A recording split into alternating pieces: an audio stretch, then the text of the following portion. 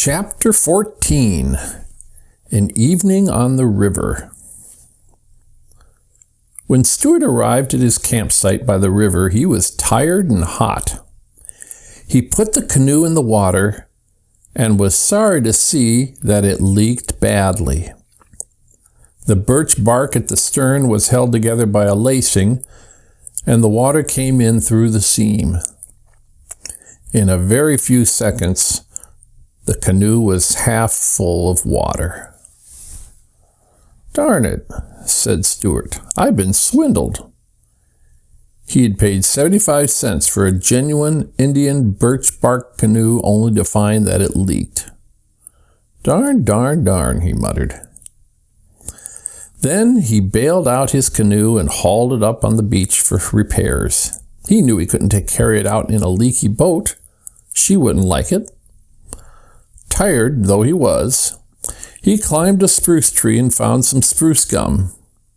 With this, he plugged the seam and stopped the leak. Even so, the canoe turned out to be a cranky little craft.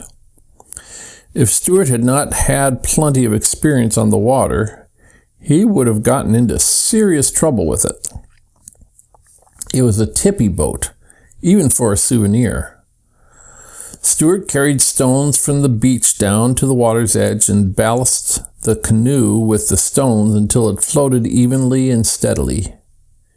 He made a backrest so that Harriet would be able to lean back and trail her fingers in the water if she wished. He also made a pillow by tying one of his clean handkerchiefs around some moss. Then he went for a paddle to practice his stroke. He was angry he didn't have anything better than a paper spoon for a paddle, but he decided there was nothing he could do about it. He wondered whether Harriet would notice that his paddle was really just an ice cream spoon. All that afternoon, Stuart worked on the canoe, adjusting ballast, filling seams, and getting everything shipshape for the morrow. He could think of nothing else but his date with Harriet. At supper time, he took his axe, felled a dandelion, opened a can of deviled ham, and had a light supper of ham and dandelion milk.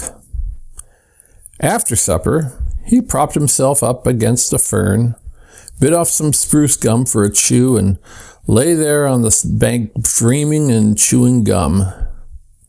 In his imagination, he went over every detail of tomorrow's trip with Harriet. With his eyes shut, he seemed to see the whole occasion plainly. How she would look when she came down the path to the water. How calm and peaceful the river was going to be in the twilight. How graceful the canoe would seem, drawn up on the shore. In imagination, he lived every minute of their evening together. They would paddle to the large water lily pad upstream, and he would invite Harriet to step out on the pad and sit a while. Stuart planned to wear his swimming trunks under his clothes so that he could dive off the lily pad into the cool stream. He would swim the crawl stroke up and down all around the lily pad while Harriet watched, admiring his ability as a swimmer. Stuart chewed the spruce gum very rapidly as he thought about this part of the episode. Suddenly, Stuart opened his eyes and sat up. He thought about the letter he had sent, and he wondered whether it had ever been delivered. It was an unusually small letter, of course, and might have gone unnoticed in the letterbox. This idea filled him with fears and worries. But soon he let his thoughts return to the river, and as he lay there, a whippoorwill began to sing on the opposite shore. Darkness spread over the land, and Stuart dropped off to sleep. The next day dawned cloudy. Stuart had to go up to the village to have the oil changed in his car, so he hid the canoe under some leaves, tied it firmly to a stone, and went off on his errand, still thinking about Harriet and wishing it were a nicer day. The sky looked rainy. Stuart returned from the village with a headache, but he hoped that it would be better before 5 o'clock. He felt rather nervous as he had never taken a girl canoeing before. He spent the afternoon lying around camp, trying on different shirts to see which looked best on him and combing his whiskers. He would no sooner get a clean shirt on than he would discover that it was wet under the arms from nervous perspiration, and he would have to change it for a dry one. He put on a clean shirt at 2 o'clock, another at 3 o'clock, and another at 4:15. This took up most of the afternoon. As 5 o'clock drew near, Stuart grew more and more nervous. He kept looking at his watch, glancing up the path, combing his hair, talking to himself and fidgeting. The day had turned chilly, and Stuart was almost sure that it was going to rain. He couldn't imagine what he would do if it should rain just as Harriet Ames showed up to go canoeing. At last, 5 o'clock arrived. Stuart heard someone coming down the path. It was Harriet. She had accepted his invitation. Stuart threw himself down against a stump and tried to strike an easy attitude as though he were accustomed to taking girls out. He waited till Harriet was within a few feet of him, then got up. "Hello there," he said, trying to keep his voice from trembling. "Are you Mr. Little?" asked Harriet. "Yes," said Stuart. "It's nice of you to come."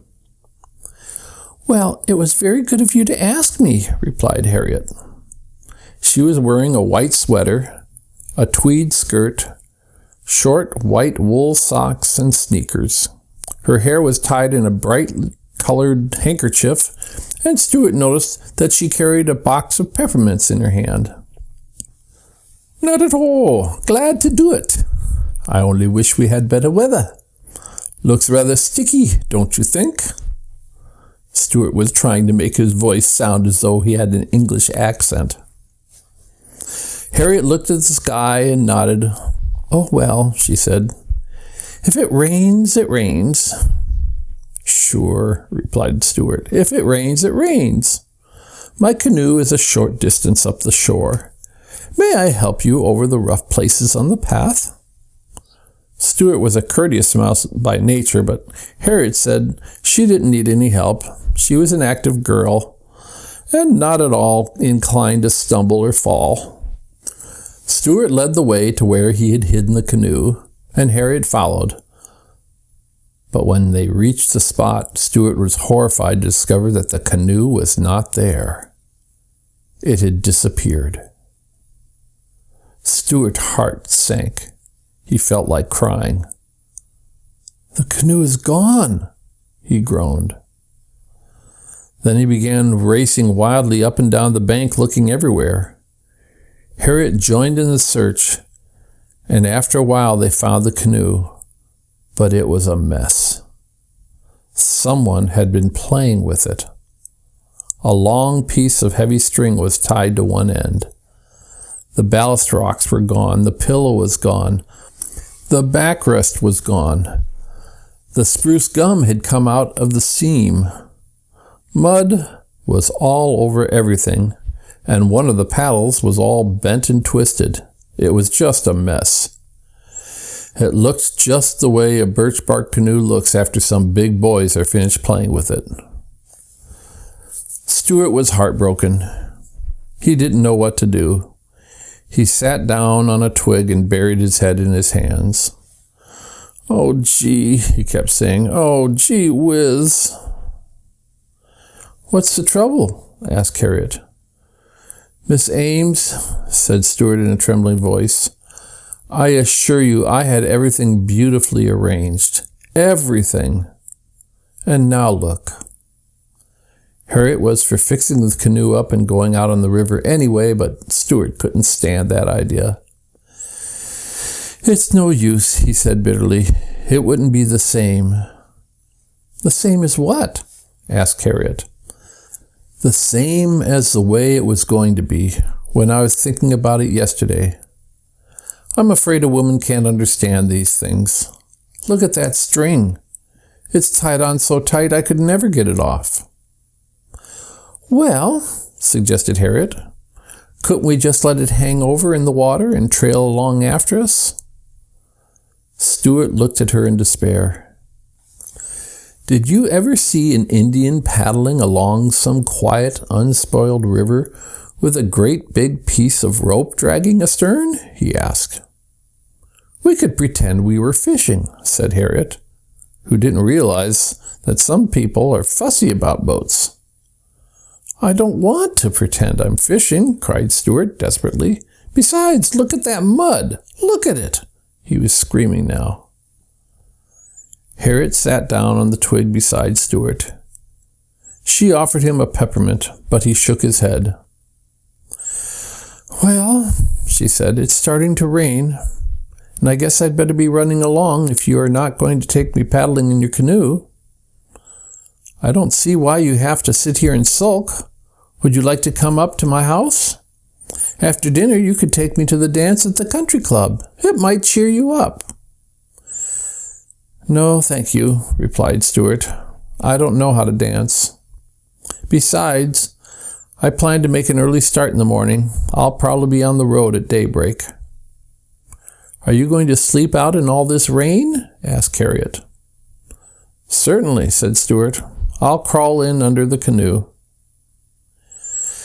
Harriet shrugged her shoulders. Well, she said, goodbye, Mr. Little. Goodbye, Miss Ames, said Stuart. I am sorry our evening on the river had to end like this. So am I, said Harriet, and she walked away along the wet path toward Tracy's Lane, leaving Stuart alone with his broken dreams and his damaged canoe.